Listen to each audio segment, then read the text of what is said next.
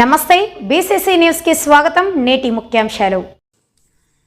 రేణిగుంట అంగన్వాడీ సమ్మె 4వ రోజు నల్ల చీరలతో నిరసన ర్యాలీ. అంగన్వాడీ సెంటర్ తాళాలు పగలగొట్టి తెరవడాన్ని దుర్మార్గమైన చర్య, ప్రభుత్వం మానుకోవాలి.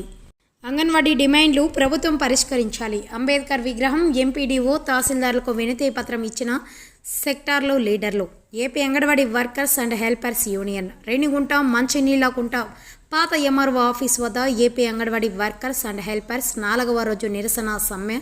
రాష్ట్ర వ్యాప్తంగా పిలుపులో భాగంగా శిబిరం నుండి మంచినీళ్ళ గుంట వరకు నల్ల చీరలు కట్టుకొని నిరసన ర్యాలీ నిర్వహించారు. అనంతరం అంబేద్కర్ విగ్రహంకు, మండల ఎంపీడీఓకు, మండల తహసీల్దార్కు, రేణిగుంట అంగన్వాడీ ప్రాజెక్ట్ సెక్టార్ లీడర్లు వినతి